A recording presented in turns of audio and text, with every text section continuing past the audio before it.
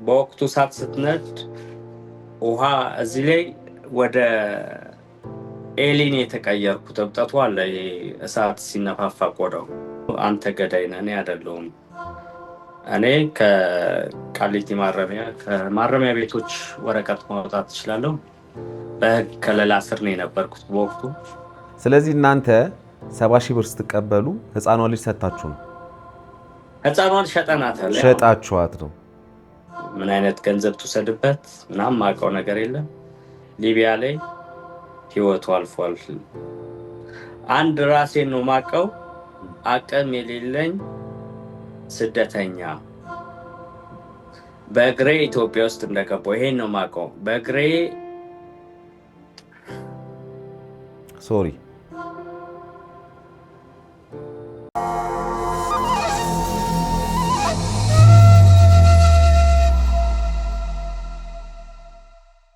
ሰላም ጤና ይስጥልን። የተከበራችሁ የዮሃ ሚዲያ ቤተሰቦች እንደምን ሰንብታችኋል? በዮሃ ሚዲያ የተለያዩ ቤተሰባዊ፣ ማህበራዊ ያልተነኩን ያልተዳሰሱ ታሪኮችን ወደ እናንተ ወደ ተከበራችሁ ተመልካቾች እንደምናደርስ ይታወቃል። ዛሬም በአንድ ታሪክ ተገናኝተናል። እኔ በፍጹም የእናትሽ ገዳይ አይደለሁም ይለናል የዛሬ ተረኛ ባለ ታሪካችን ከወደ ካናዳ። ምንድነው የተፈጠረው? ምንድነው የሆነው? ሁሉንም በቆይታችን ወደ እናንተ እናደርሳለን። በዮሃ ሚዲያ የሚቀርብ ታሪክ ካላችሁና እኛን ማግኘት ከፈለጋችሁ ደውሉ። የመረጃ ክፍል ባለሙያዎች ሀሳባችሁን ተቀብለው ከኛ ጋር ያገናኟቸዋል። እኔ አለምሰገድ ታደሰ ነኝ። አብራችሁን ቆዩ። መንፈሳዊ ጉዞ ወደ ቅድስት ሀገር ኢየሩሳሌም ለትንሣኤና ለዕርገት ምዝገባ ጀምረናል። ጌታችን መድኃኒታችን ኢየሱስ ክርስቶስ በቀራንዮ የተሰቀለበትንና ሞቶ የተነሳበትን መቃብሩን፣ በቃና ዘገሊላ ውሃው ወደ ወይን ጠጅ የተለወጠበትን እንዲሁም ሁሉንም መካነ ቅዱሳን እናስጎበኛቸዋለን ይላል አርያም የጉዞ ወኪል ሴምሲ ታንቶስ ህንፃ ቢሮ ቁጥር 411 አሊያም በ0925 47 47 47 ላይ ይደውሉ። አርያም የጉዞ ወኪል።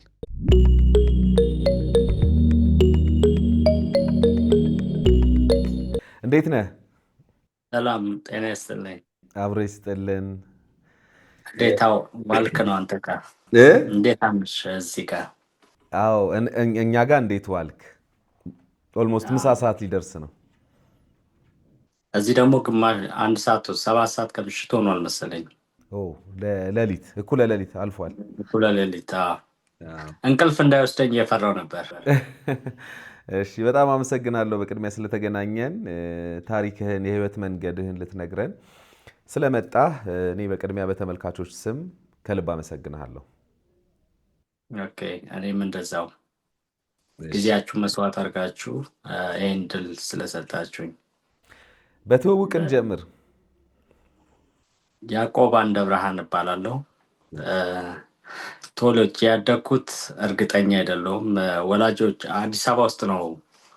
ወላጆቼ በደርግ ጊዜ የኢህአዴግ ፓርቲ መግቢያው ሰዓት ላይ እና ደርግ መውደቂያው ሰዓት ላይ ነው የተወለድኩት እዛ አካባቢ ላይ እና ወላጆቼ በደርግ ባለስልጣን እንትን ውስጥ ነው የነበረው፣ አባቴ ማለት ነው። በአሁን በምታየው አፍሪካ ህብረት፣ በቀድሞ ደግሞ ከርቸሌ ሚካኤል ይባላል። እዛ ነው ተረሽነው የተገደሉት እና አፍሪካ ህብረት ባጭሩ የአባቴ መቃብር እንደማለት ነው። እና በአዶፕት ተደርጌ ነው ያደግኩት በኤርትራዊ እና በኢትዮጵያውያን ቤተሰቦች።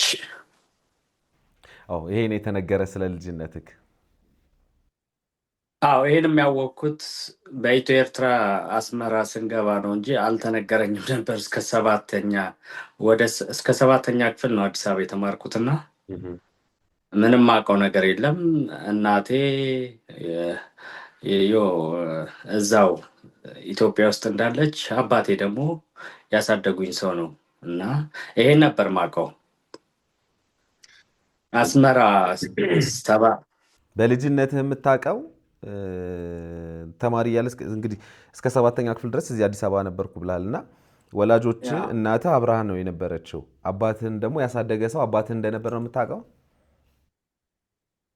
ያሳደጉኝ ሰውዬ 3-4 ባለቤት አላቸውና እንደ እድል ሆኖ አንደኛዋ ከሳቸው ባለቤት የመጨረሻዋ የኔ እናት ነው ብለው፣ እሳቸው ደግሞ አባቴ እንደሆኑ ማውቀው የነበርኩት ይሄን አሁን ብዙ ሰውም ግራ የሚገባው ነው። ቄራ አካባቢ ነው ያደግኩት።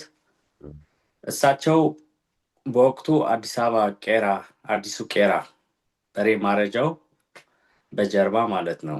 እና የስራቸው ደግሞ ክፍለ ሀገር ነው። ወደ ዝዋይ፣ መቂ፣ አዋሳ መስመር ምናምን በሕክምና ይመላለሳሉ። እዛም ይኖራሉ። እዚህ አዲስ አበባ ቤተሰብ ነበራቸው። በወቅቱ ወላጆቼን ባጣው ሰዓት እሳቸውም ከርቸሌ ማረሚያ ነበሩ፣ ታስረው ነበር። የሕክምና ባለሙያ ናቸው። በቃል ከርቸሌ ማረሚያ እንግዲህ ሚካኤል አካባቢ ነው። የአሁኑ አፍሪካ ህብረት የነበረበት ሰዓት ነበር። የአፍሪካ ህብረት ሄድ ኦፊሱ የእኔ አባት መስዋዕት ሲሆን እሳቸው ከእስር ቤት ተፈቱ ማለት ነው።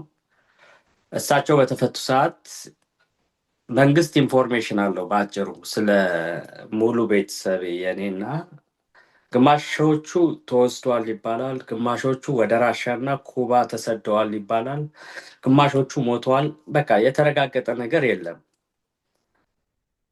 ያሳደጉኝም ሰው ፈቃደኛ አይደሉም ለመናገር።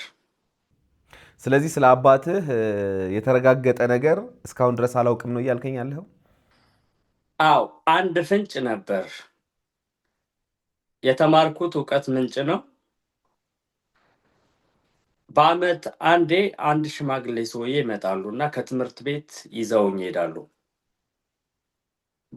ቮልክስቫገን ቱን ፊያት ቱን አላቅም። በዛን ሰዓት እንግዲህ ልጅነት መኪና ላይ ስትወጣ ብቻ ደስተኛ የምትሆንበት ወቅት ነው። እሳቸው በአመት አንድ ጊዜ ይወስዱኛል። ያሳደጉኝም አሁን መጠሪያውን ያለው ስምም እሳቸውም ይገኛሉ እዛ ቦታ ላይ። ዊልቸር ላይ ቁጭ ያለች ትልቅ ሴትዮ አለች። አይነ ስውር ናቸው መሰለኝ፣ ብዙም መነጽር አለ እና ልጄ ልጄ ልጄ ልክ በገባው ቁጥር ሁሌ ለቅሷለን እና ዝም በይ ምናምን ነገር ብለው እኔ ወደ መጫወት አምባሻ ይቆረስልኛል። ልደት አክብሬ እመለሳለሁ። ማውቀው ነገር የለም መኪና ላይ መውጣቴን መጫወቴን እንጂ ለምን መጥተው እንደሚወስዱ ምንም ማውቀው ነገር የለም። በኢትዮ ኤርትራ ስንባረር አዲስ አበባ ላይ እቃ ነበር። ይሄ እቃችን አራግፈን ነው የምንሄድ የነበረው እና የሚጣሉ እቃ ነበር ከቤት ውስጥ። በሚጣሉ ሰዓት የትምህርት ማስረጃ ምናምን ውስጥ የሴትዮዋ ፎቶ፣ የኔ ፎቶ እና የወላጅ አባት ይመስለኛል የተሰበሰበ ፎቶ ቤታቸው ላይ ያለው ግድግዳ ላይ ያለው ፎቶ እኔም ተነስቼ እዛ ቤት ውስጥ ቆይቷል። እንግዲህ በኢትዮ ኤርትራ እንግዲህ ግጭት በነበረ ጊዜ በጣም በርካታ ኤርትራውያን እዚህ ይኖሩ የነበሩ ወደ ኤርትራ ሄደዋል። ስለዚህ ከነዛ ውስጥ አንተም ሄደህ ነበር? አንተም አንዱ ነበር? እኔም አንዱ ነበር። ሄጃለሁ ወደ ኤርትራ ሄድክ? እሺ፣ ኤርትራ ምን ያህል ጊዜ ቆየ? ኤርትራ 4 ዓመት ከምናምን ውስጥ 4 ዓመት ከምናምን። ያ ከዛ በኋላ ነው እንግዲህ የስደቱን ህይወት የጀመርከው። ከዛ በኋላ ነው እንግዲህ ማለት እዚህ እስከ 7ኛ ክፍል ያልከኝ? እስከ 7ኛ ክፍል። አዎ። ስንት ዓመት አካባቢ ማለት ነው? ልጅ ነህ፣ 10ዎቹ ውስጥ ነህ እንግዲህ። 10ዎቹ ላይ ነው ከኢትዮጵያ የወጣሁት። በጣም ህፃን ነኝ። እንደገናም ደብል ስለነበር ጎበዝ ተማሪ ነበርኩ። 1-2 ክላስ ተነጥሯል። እንግዲህ ደብል በእኛ ሰዓት ተቋረጠ መሰለኝ። በዛን ሰዓት ነበር ይሄ ጋፕም። እሺ፣ ከዛ ወደ ኤርትራ ከሄድክ በኋላ 4 ዓመት ቆየህና ወደ ስደት ደግሞ ወጣህ። ወዴት ሄድክ መጀመሪያ? በወቅቱ የቴድሮስ የቴዲ አፍሮ ዘፈን ነበር ቻ ያስተሰሪ አይነት ነገር የሚለው ያን አካባቢ ላይ እየዘፈንኩ ቀጥታ ደብረ ዘይት ነው የገባሁት። ደብረ ዘይት ገባው። ማቀው ነገር የለም። መጎብኘት ጀመርኩ። የሰጡኝ ወረቀት ነበር ማገኛቸው ሰዎች የሚረዱኝ ማለት ነው። አዲስ አበባ ያ ወረቀት ኪሴ ላይ ነበር። ቀጥታ እዛው ወታደሮች ያዙኝ። አንተ ከየት ነው የመጣው? ከአስመራ። እየዘፈንኩ ነው፣ ያስተሰሪያ እያልኩ ነው። ዘፈን ነው ምንድን ነው አይገባኝም። በዛን ሰዓት ደስተኛ ብቻ ነኝ እኔ ወደ ኢትዮጵያ መርገጤ መመለሴ። በዛን ወቅት ከአንድ ባለስልጣን የደብረ ዘይት እንትን ወደ ማዕከላዊ ወሰደኝ ማለት ነው። እንዴት ማለት አላቅም ስትል ዘፈን እንዴት አታውቅም? በዛ እድሜ ነው ትርጉሙ ምንድን ነው ምናምን ነገር እኔ ይሄ ፖለቲካው ምንም ነገር ዘፈኑ ምንድን ነው ራሱ አላውቅም። ጀስት መኪና ላይ የሰማሁት አፌ ላይ ይመጣል፣ እዘፍነዋል ያለሁት ምኑም አይገባኝም ነበር። በጣም ህፃን ልጅ ነኝ። ማቹርድ ያልሆነ ነገር ታውቃለህ። ከዛስ ምን ተፈጠረ? ወረቀቱን የያዝኳቸው የሚረዱኝ ሰዎች አድራሻ ጥየዋለሁ። ያሳደጉኝ ሰዎች ወላጅ ልጆች አሉ አዲስ አበባ ላይ። እነሱም ሊቀበሉኝ አልቻሉም። አዲስ አበባ በወቅቱ በረንዳ ላይ ነው የነበርኩት። በአጋጣሚ እዛው አካባቢ ከተተዋወቅኳት ልጅ የሳምንት ግንኙነት በወቅቱ ልጅ ተወለደች። ምን አልከኝ? በ98 ልጅ አለኝ። በ98 ልጅ ወለድክ? ያው 98 ማለት ማናት? በኢትዮጵያ ገባኝ። በኢትዮጵያ ማናት? በምን አጋጣሚ ተዋውቀህ ነው? የሚያሳድሩኝ የነበሩ ሰዎች ናቸው። አላቃቸውም። በወቅቱ የተፈጠረ እንትን ነው። ማሳደግ አልቻልኩም። ማሳደግ ሳይሆን እኔን የሚረዳኝ እኔን የሚያሳድገኝ ሰው ያስፈልግ ነበር። በወቅቱ በአስተሳሰብ ማቹርድ አይደለሁም። በገቢ ምንጭም ምንም ገቢ አልነበረኝም። በወቅቱ አዲስ ገቢ ነኝ። ምንም ነገር የለም። ወንድሟ ትንሽ በቃ የዛን ሰዓት ነው ማነህ የሚለው ጥያቄ እና ባደግኩበት አካባቢ ላይ ቄራ ብዬ መልእክት አስላኩ። አናቀህም አንተ ወላጃል ማን መሆንህን እንትን ስላላልክ ብሎ ጉዳት ተጀመረ ከወንድሟ ጋር።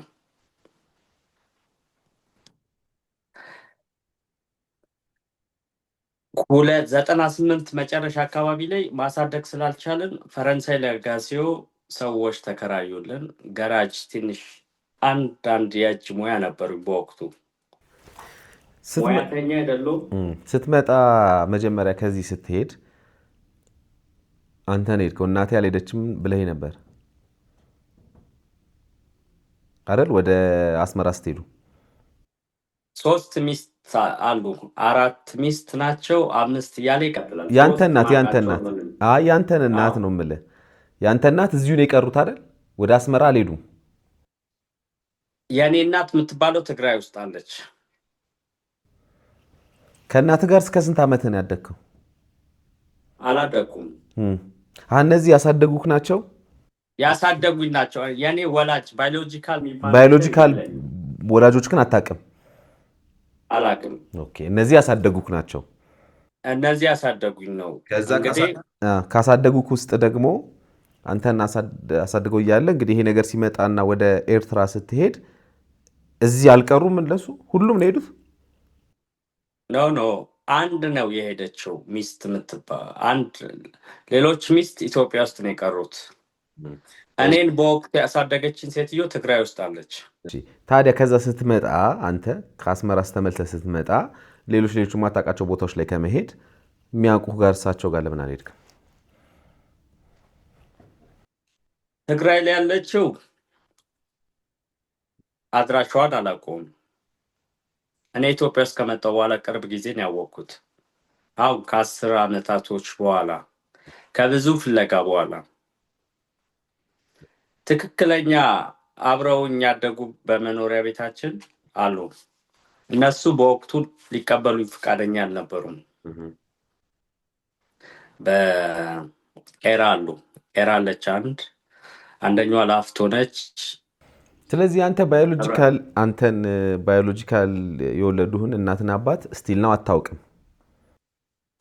አስመራ ሲሄድ የተነገረኝ ይሄ እነሱ እንዳልወለዱ ከተነገረ ያው ምን ልታደርግ መጣ?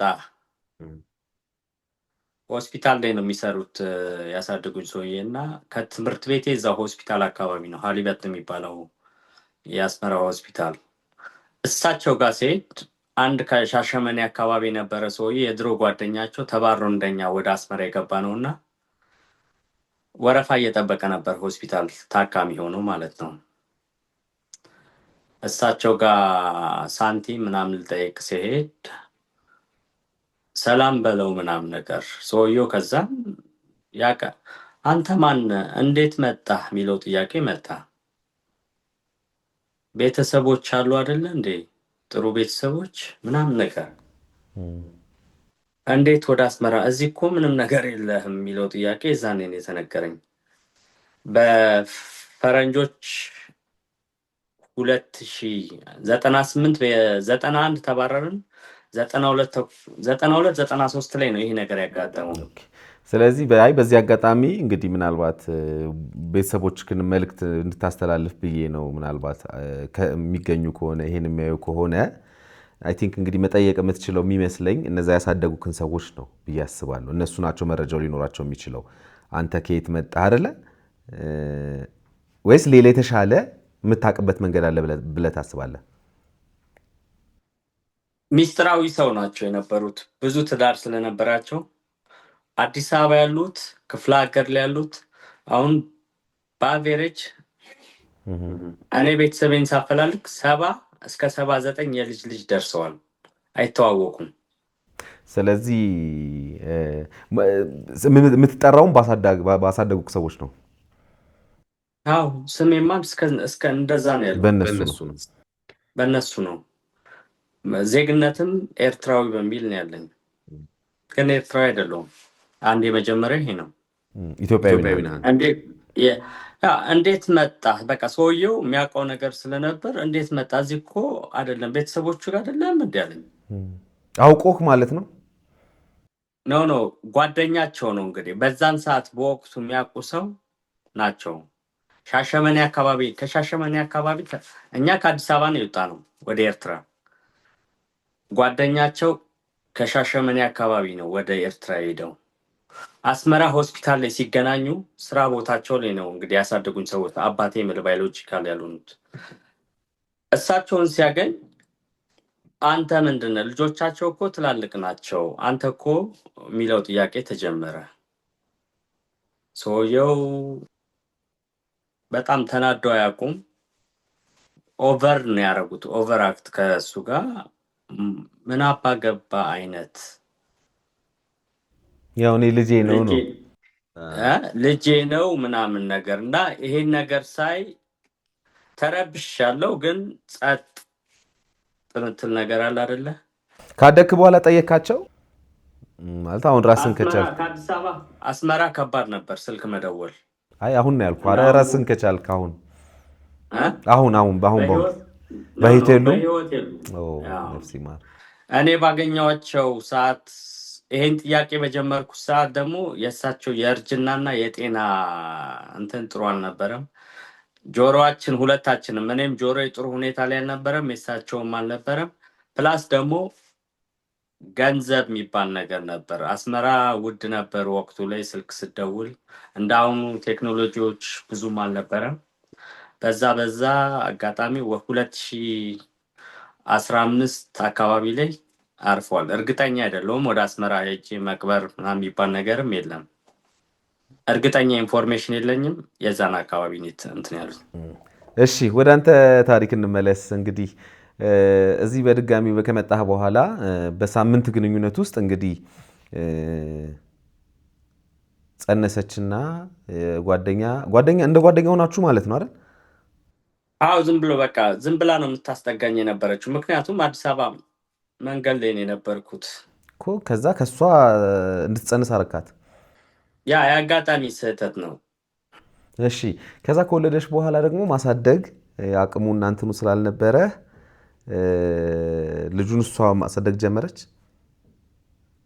እሷም ማሳደግ አትችልም። ሳር ምናምን ነው የሚሸጠው በወቅቱ የቤት ሰራተኛ ሳር፣ ቄጤማ፣ ኮንስ ከጎመን ምናምን ነገር እንደዚህ አይነት ህይወት ነው የነበረው። ወንድሟ ደግሞ ካኪ የሚለብሱት ፖሊስ ምንድን ነው የሚባሉት ፖሊስ ያልሆኑ በወቅቱ እንደዛ ነገር በቃ ይሄ በወቅቱ አዎ እንደዛ ስራ የሰራ ነበር። እሱ ነው የሚያስተዳድራት እሷን። ይሄ ነገር ሀፕን አረገ። አንድ ሁለት ኤርትራውያን ስደተኞች ነበሩ፣ ቤት ተከራዩልን ፈረንሳይ ለጋሲዮ ከፈረንሳይ ኤምባሲ ኬላ ምናምን የሚባላል ጥግ ላይ ጫፍ በቃ 50 ብር ይሁን ምናምን በወቅቱ የቤት ኪራይ እዛ አካባቢ ደህና ነው የነበረው። ብሩ ውድም ቢሆን ክራዩ ደህና የተሻለ እዛ አካባቢ ነበር። ማሳደግ አልቻልንም፣ ለሚሽነሪዎች ተሰጡ ማለት ነው። ተሰጠች ልጃችን። ሴት ናት ልጃችሁ? ራሳችሁ ናችሁ ፈቅዳችሁ የሰጣችኋት ነው? እኔ ይሄን ነገር ማውቀው ነገር የለም። ወንድሟ ነው ሁሉ ነገር ወሳኝ። ሚሽነሪ ምንድን ነው የሚባለው ራሱ አላውቀውም። ይሄን ቃላት ምንድን ናቸው አይቻል አቅም ያው በህይወቴ እስከዛ ድረስ ሚሽነሪ ምንድን ናቸው ማውቀው ነገር ታሪክ የለኝም። እሺ በስንት ዓመተ ምህረት ተሰጠች? የተወለደችው በስንት ዓመተ ምህረት ነው? የተወለደችው በስንት ዓመተ ምህረት ነው? 98 ነው የተወለደችው። ያ 99 ከምናምን ወሮች በኋላ ተሰጠች። መብራት ኃይል ሄድኩ።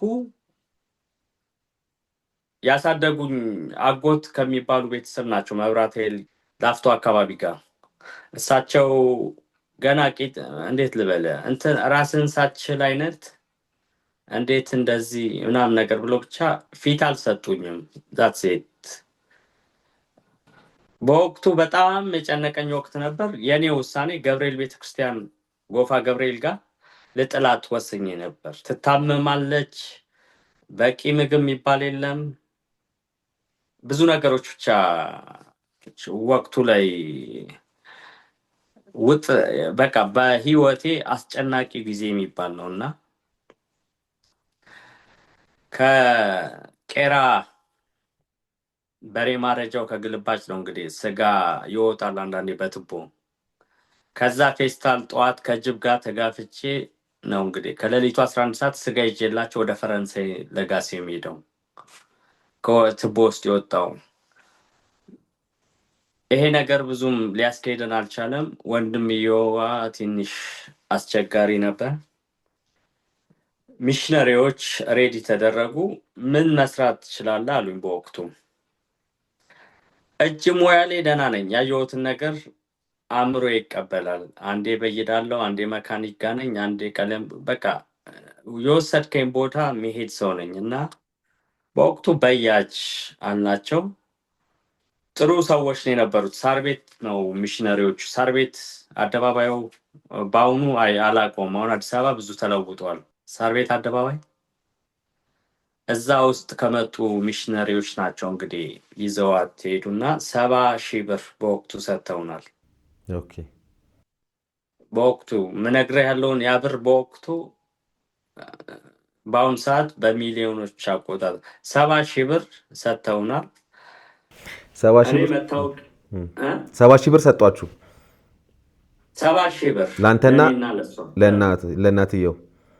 ለእናትየው ምን አድርጉበት ብለው ነው የሰጧችሁ?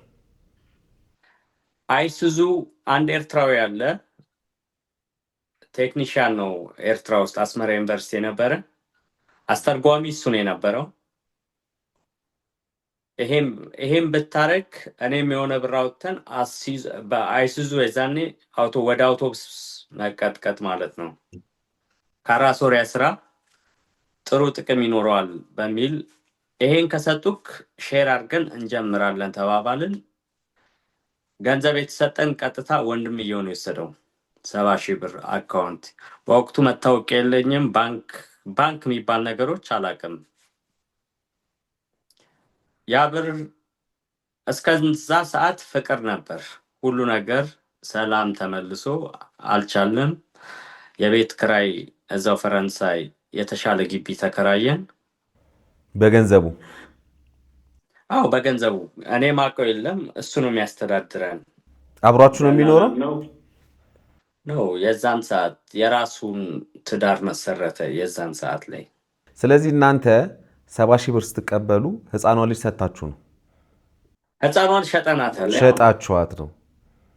በቃ 70,000 ብሩን እነሱ ሲሰጥ፣ አይ ምንድነው ግልጽ እንዲሆን ነው። አይ ነው አንተ ተጸጽተህም ነው እያወራኸኝ ያለው። አይ ነው እነሱ አንተንም እሷንም ወይም ወንድሟን አድርገው አስቀምጠው 70,000 ብር ሲሰጧችሁ ልጃችሁን ወስደዋል። ሸጣችኋታል ልጃችሁን በገንዘብ ማለት ነው። ይህን ታውቃላችሁ ብዬ አስባለሁ። መቼ በዛ ጊዜ እንዴት ላስረዳ? እኔ ግን ውሉ ላይ አልነበርኩም። አንድ ራሴን ነው ማቀው፣ አቅም የሌለኝ ስደተኛ በእግሬ ኢትዮጵያ ውስጥ እንደገባው ይሄን ነው ማቀው። በእግሬ ሶሪ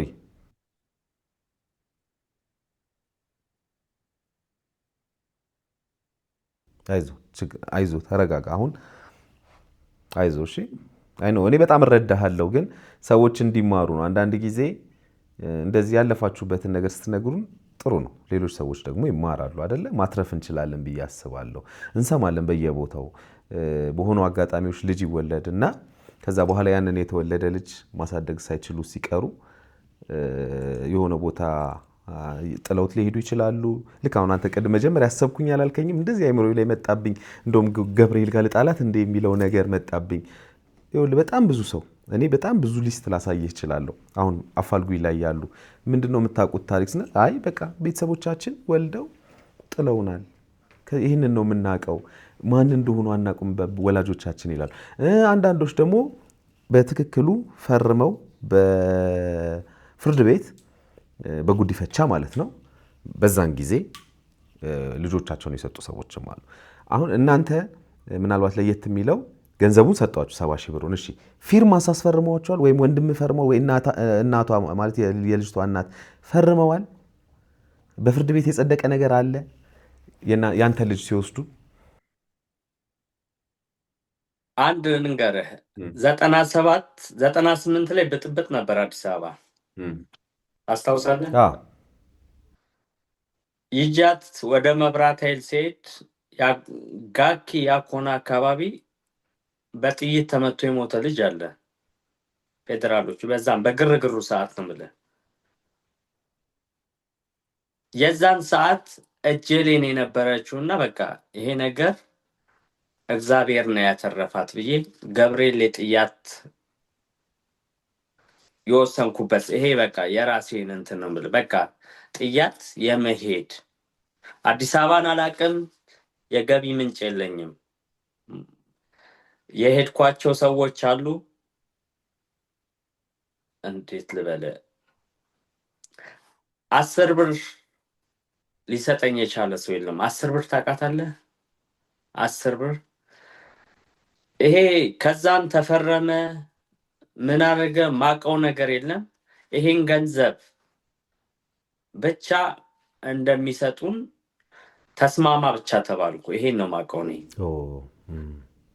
እሱን የጨረሰው እስከ ኬንያ ሞያሌ አሻግሯት በኬንያ ነው የወጣችው። ኢትዮጵያ ውስጥ አልተጨረሰም። ህፃኗ ልጃችሁ? አዎ አላቅም። በወቅቱ የሆነ ችግር በኬንያ ብቻ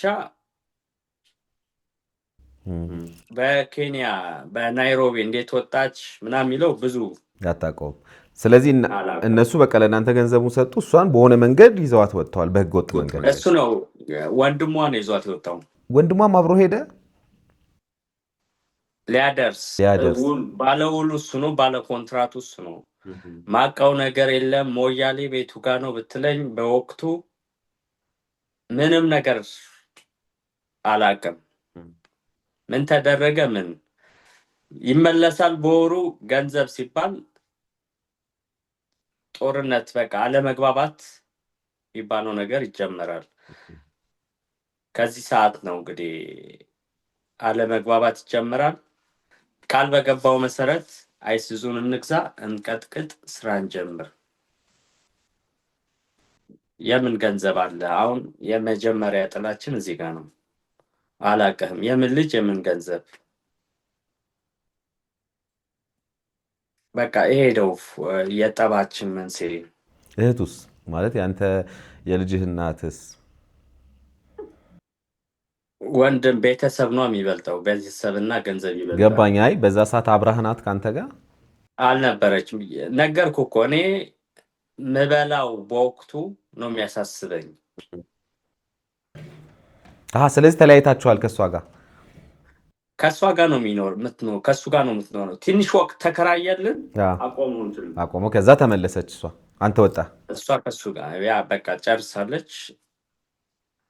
እሷ ከእሱ ጋር ላይፍ ይቀጥላል። ካምፕ ላይ እንገናኛለን። አዲስ አበባ ላይ ትንሽ ወደ ቢዝነስ ውስጥ ወደ ተሻለ የኢኮኖሚ ገቢ ምንጭ ህይወቱ በቃ ቤተሰቡና ህይወቱን አሻሽሏል። መጨረሻ ላይ ወደ ሊቢያ ላከኝ። እኔ ከሀገር መውጣት ትፈልጋለሁ አልኩት። ምክንያቱም ሁሉ ነገር ገባኝ። ሞያሌ ሰዎች እንዴት ነው የወጡት? የት ሸጧት መጥቷል። በናይሮቢ ነው ኤርፖርት የወጣችው። በቃ ሊቢያ ላከኝ። ማሰራት አልቻልክም፣ ኑሮዬም እንትን አላለም፣ ልጄ ማግኘት አለብኝ። ሊቢያ ላከኝ።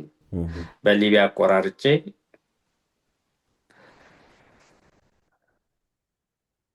ያለችበት ቦታ መድረስ አለብኝ።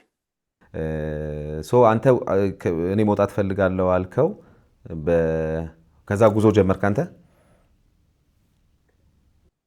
አልጀመርኩም። እሱ ነው ደላላ ከካምፕ ውስጥ የሚያወጣው። የሆነ ወቅት ላይ ጥሩ አልነበረም። ግጭት ይፈጠራል መንገዱ ላይ እና ከአስመራ ተማሪዎች ነበሩ አብረውኝ የተማሩ። መንገድ 200-300 ሰው ነው በአንድ የሚወጣው። አንሄድም እንቅር አልኳቸው። መንገዱ ሴፍ ስላልነበረ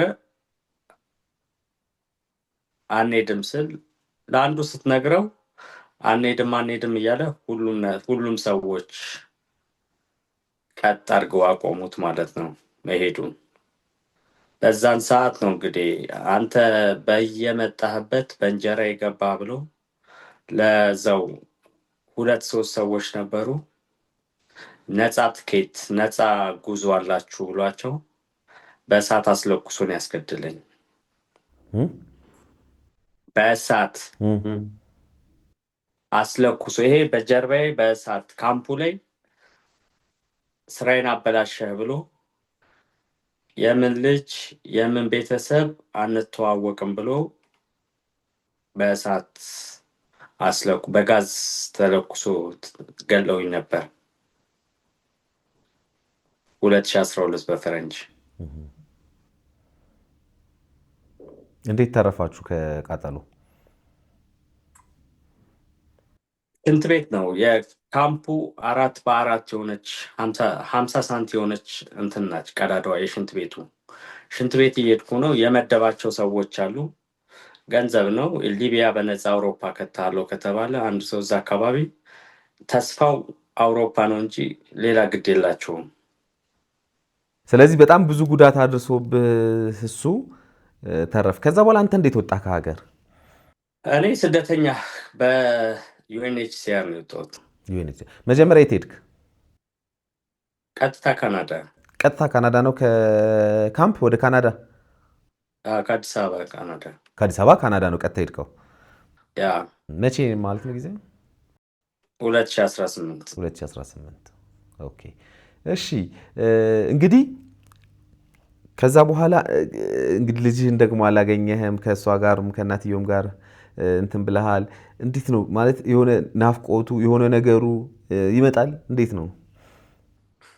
ልጄን ሚሽነሪዎች ነው 2012 ከተቃጠልኩ በኋላ ቀጥታ ሊያግዙ የሚችሉ በገንዘብ የነበሩ ሚሽነሪዎች አዲስ አበባ አሉ ያሳደጉኝ።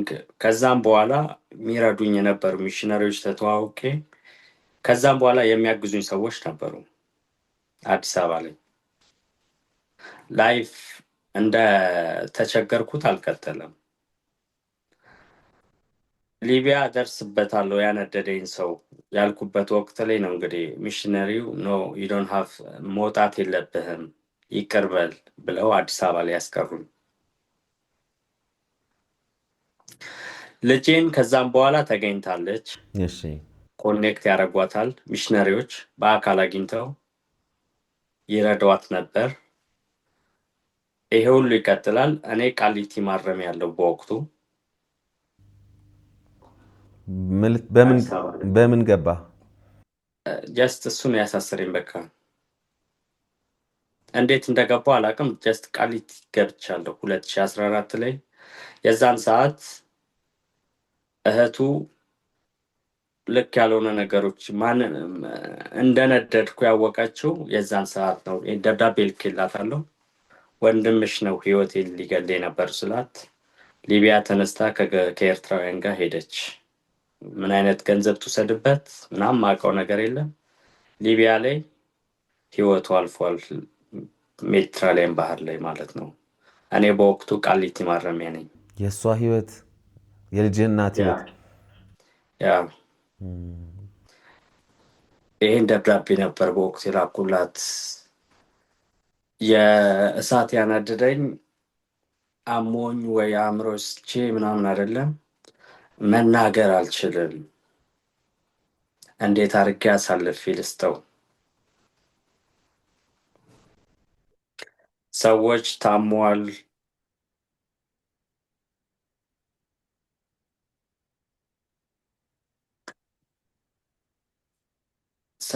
ታሟል፣ ሰው የየራሱን ነው የሚሰጥ።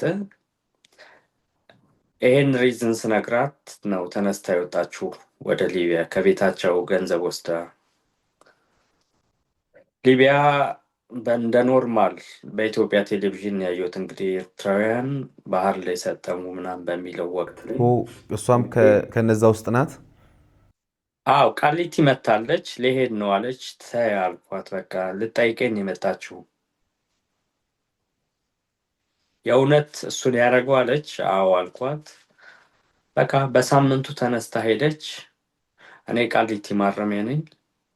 ቃሊቲ ማረሚያ ውስጥ እያለሁ ነው እንግዲህ ከዚህ ዓለም በሞት የተለየችው። እሺ ልጅህን አገኟት ብለህ ነበረ። ማን አገኛት? በምን አጋጣሚ ተገኘች? አንተ በምን አወክ? ሚሽነሪዎች ናቸው። አዲስ አበባ ላይ ቦሌ አካባቢ ነው ብዙ የረዳኝ አለ። ኦልሞስት 17-18 ዓመት የረዳኝ። ከዛም በኋላ ቅርብ ጊዜ ነው ያረፈው። መውጣት ስለማልችል ነው ከዚህ ሀገር ያልሄድኩት። ወደ ኒውዚላንድ አካባቢ ነው። እሳቸው ናቸው ከኬንያ ሚሽነሪዎች ጋር ኮኔክት አድርገው ሁሉም ነገር ኢንፎርሜሽን የጨረሱት በወቅቱ። ወዴት ነው የሄደችው ልጅ? ከኬንያ መጀመሪያ ደቡብ አፍሪካ፣ ከደቡብ አፍሪካ ስዊዚ ምናምን ትባላለች ትንሽ የንጉሶች አገር። ከዛ ነው ወደ አሜሪካ የመጣችው እና አሜሪካ ካናዳዊ ዜግነት ያላት ነች። ዱዋል አሁን አሜሪካ ናት ያለችው። ስንት ዓመቷ ማለት ነው? የ6 ሰዓት ምናምን መንገድ ድንበር ላይ ነኝ እኔ። አንተም ካናዳ ነው ያለኸው? የ6 ሰዓት መንገዶች ምናምን ነገር ነው። እና አንድ ችግር ብቻ ያለው ከእሷ ጋር ለመግባባት እናትሽን የገደለው እሱ ነው። ምክንያቱም ትረዳቸዋለች፣ ይረዷቸዋል ሚሽነሪዎች ውስጥ እና የእናትሽ ገዳይ እሱ ነው የሚሏት። ይሄ ነው። አንተ አልነገርካትም? አግኝታት ታውቃለህ? አግኝቻታል 2018-19 አካል አገኘሃት? በአካል ያ። ከዛን ተጎታለች። አንተ ገዳይ ነህ ነው የመጀመሪያው ጥያቄ ነው። እነሱ እዚህ ሀገር ባደጉት አስተዳደግ ስለሆነ ምንም እንትን ማለት አትችልም። የተሰጣትን ነው። አንተ ገዳይ ነህ፣ እኔ አይደለሁም።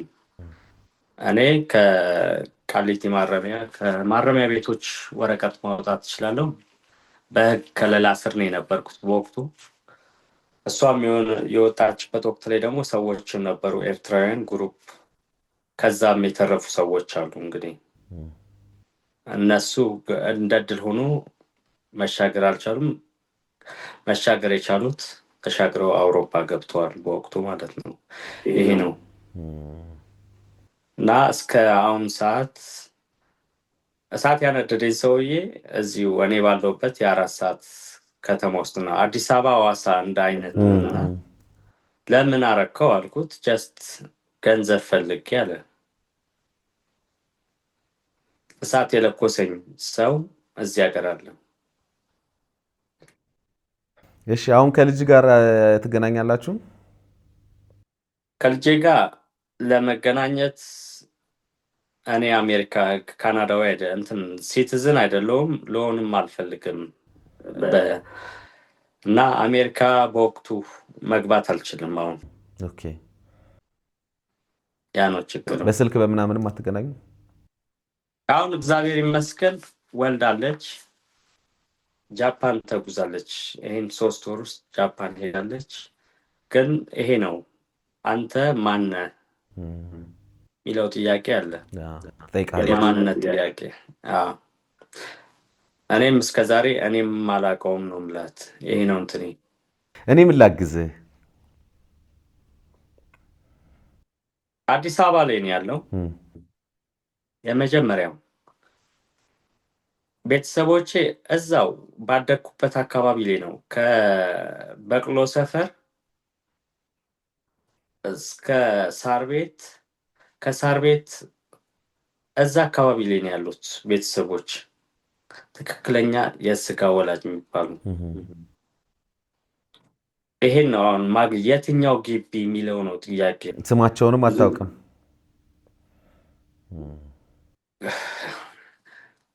ያንተ ባዮሎጂካል ወላጅ ያውቃል ብለህ የምታስበው ማንን ነው? ከነዚህ ውስጥ የሚገርመው ነገር ማንም አያውቅም። ይሄ ነው አሁን ለእኔም እንትን። ቄራ ላይም ሰው ብታገኝ የእሳቸው ልጅ እንደሆንኩ ነው ሰው የሚነግርህ። ይሄ ነው ትልቁ ፈት። እሳቸው ልክ ልጄ ብለው ነው የወሰዱኝ። ማንም ሰው እንትን አያውቅም። በቃ አስመራ ያገኘኝ ሰውዬም የቅርብ ቤስት ጓደኛቸው ስለነበር ነው። ከኤርትራ አብረው ነው ስደት የመጡት በስራ በኃይለ ሥላሴ ጊዜ። ዛስ አንተ ልጅ አይደለህም። በጣም እንግዲህ ያስቸግራል። እግዚአብሔር ያግዘንና እንግዲህ ምናልባት ይሄን ታሪክ አሁን ያልካቸውን ሰዎች ምናልባት ይሄን ካዩት እና ምናልባት የሚያውቁት ሚስጥርም ካለ ይነግሩናል ብዬ አስባለሁ። ሊደውሉልን ይችላሉ። ይሄው ስልካችን ስላለ ምናልባት እንግዲህ የተሻለ ነገር ካገኘን ተስፋ እናደርጋለን። እንግዲህ ከልጅህም ጋር አሁን እየተገናኘ ነው። ያው እውነታውን እንግዲህ ዋናው ነገር እሷም እውነታውን ትወቅ ነው ያንተ ሀሳብ። እኔ እናቷን አልገደልኩም የሚለውን ሀሳብ ነው በዋናነትም እንግዲህ ዛሬ ማስተላለፍ የፈለግከው። ስለዚህ ይሄኛው መልእክት ተላልፏል። በመጨረሻ የምትለይ ነገር ካለ እድሉ ልስጥ። በመጨረሻ አንዳንድ ሰዎች በገንዘብ ሕሊናቸውን የሚሸጡ ሰዎች አሉ እና ለገንዘብ ብላችሁ ያልነበራችሁበትን ማንነት ያልነበራችሁበትን እንዴት ልበልህ፣ ያልነበርክበትን ነገር አለሁበት ብለህ አታውራ። እሳት ያነደደኝ ሰው በአቅራቢያ ያለ ልክ ካገኘሁት በኋላ ይቅርታን ያልኩት በወቅቱ እንኳን አላገኘሁት ነው ብለህ ከብዙ ዓመት በኋላ ነው የተገናኘ ነው። ለምን አልከሰስከውም ግን? ያኔ ለህግ ለምን አታቀርብም? ሰው ወንጀል ላይ ፈጸመ። አሁን አንተ እንዳልከኝ ከሆነ እሳት እኮ ማቃጠል ማለት ያው የግድያ ሙከራ ማለት በለው ስትተርፍ እንደውም ታሰርኩኝም አልከኝ። ለህግ አካላት አመልክታል። ይሄ ሰው ነው እንደዚህ ያደረገኝ ያለው። በወቅቱ እሳት ስትነድ ውሃ እዚህ ላይ ወደ ኤሊን የተቀየርኩት እብጠቱ አለ። እሳት ሲነፋፋ ቆዳው 1 ወር ሙሉ ሰዎች የሚጠብቁኝ ነበሩ። በጣም ድንቅ ማህበረሰብ አለ ደግሞ ኤርትራ ውስጥና በጣም ለህሊናቸው የቆሙ ሰዎች ነበሩ። በህይወት የጠበቁኝ ሰዎች 1 ወር ከምናምን ውስጥ ሰርቫይቭ እስከማድረግ ድረስ ሰዎቹ ከአካባቢው ጠፍተዋል። ሁለተኛ የስደት ስምም ደግሞ አስቸጋሪው ነገር ይሄ ነው። የስደት ስሞች አቋሎ ለማለት ያስቸግራልና የበዛው 90% ስማቸው ትክክል አይደለም። ስትከስ እዚህ ሀገር ስም ይላል እና ይሄን ይመስላል። እሺ እንግዲህ ያው ከባድ ነገር ነው ያሳለፍከው፣ ከባድ ጊዜ ነው ያሳለፍከው። አሁን ደህና ነህ አይደል? አሁን ደህና ነኝ። ዋናው ጭንቀቴ አለ። ዋና ያቃጠለኝ ሰው ሶሪ ብዬዋለሁ። ጀስት ስጋት ሆኖበት እለት 7 ዓመት ሙሉ እያስቸገረኝ ነው። በቃ ጀስት በኢንዳይሬክት ነው፣ ዳይሬክት አይደለም። ስለዚህ አሁን ይቅር ብያለሁ ነው እያልከ ያለኸው? ይቅር ብያለሁ፣ አትፍራ፣ እዚህ እዛ የምታደርገው ነገሮች አቁም፣ በቃ ጀስት አቁም፣ አያዋጣህም። ጥሩ እንግዲህ ያው ያየዋል ብዬ አስባለሁ። መልዕክቱ ደርሶታል። አንተን በጣም ነው የማመሰግንህ። እንግዲህ እግዚአብሔር ያግዝህ፣ ከልጅህም ጋር ጥሩ መግባባቶች እንዲፈጠሩ እመኛለሁ። ወላጆችንም ባዮሎጂካል ወላጆችህን ወይም ትክክለኛ በስጋ የወለዱህን ወላጆችም እንድታገኝ እግዚአብሔር እንዲረዳ እመኛለሁ። ሌላ እንግዲህ ደግሞ እየተደዋወለን ምን አዲስ ነገር አለ የሚለውን እንነጋገራለን። አመሰግንሃለሁ። ኦኬ፣ አመሰግናለሁ። በስተመጨረሻ ግን አንድ ነገር ብትልልኝ። እሺ። ከቻላችሁ የልጃችሁ ገዳይ አይደለውም ፋሚሊ እና እናንተ በውስጥ ለልጃችሁ ብትመክሯት። ጤና አለ፣ አእምሮ ጭንቀት አለ፣ ከባድ ነው። ገባ? ጀስት ለጊዜያዊ 300-400 ብር ለምትልክላችሁ ቅንጥብጣቢ የሰው ህይወት አትግደሏት። እውነቱን ባወቀች ሰዓት ታጣት። እውነት ለጊዜው ትቀጭጫለች እንጂ አትሰበርም። ጥሩ፣ ይሄው ደርሷል። አመሰግናለሁ። ይሄው ደርሷል መልእክትህ። እሺ፣ እኛም እናመሰግናለን በጣም። እንግዲህ የተከበራችሁ ተመልካቾቻችን በመላው ዓለም ሆናችሁ ይህን ታሪክ የምታዩ ተመልካቾች እንግዲህ የባለ ታሪካችንን ታሪክ በተለይ የምታውቁ እንግዲህ ትንሽም ፍንጭም ብትሆን በተለይ ስለ ወላጆቹ ባዮሎጂካል ስለሆኑት ወላጆቹ ፍንጭም ብትሆን የምታውቁ ካላችሁ፣ እንደዚሁም ደግሞ በመጨረሻ ደግሞ ያስተላለፈው በተለይ ለልጄ እኔ እናትሽ ገዳይ አይደለሁም የሚለውን ነገር እንግዲህ ሲያስተላልፍ በተለይ እዛ ወላጆች እንግዲህ አሁን እሱም እያለ ያለው እናንተ የምትነግሯት ነገር ትክክል አይደለም፣ የሆነ ጊዜ ላይ እውነታውን ስታቅ ጥሩ ነገር አይፈጠርም፣ ግን እውነታውን ንገሯት ነው እያለ ያለው። ምናልባት ከሱ ተቃራኒ ደግሞ እውነታው እሱ ያለው አይደለም፣ እውነታውማ ይሄ ነው የምትሉን ነገር ካለ ይኸው ልትደውሉልን ትችላላችሁ፣ እናስተናግዳለን። በዮሃ ሚዲያ የሚቀርብ ታሪክ ካላችሁ እና እኛን ማግኘት ከፈለጋችሁ ደውሉ። የመረጃ ክፍል ባለሙያዎች ሀሳባቸውን ተቀብለው ከኛ ጋር ያገናኟቸዋል። እኔ አለምሰገድ ታደሰ ነኝ። መልካም ጊዜ።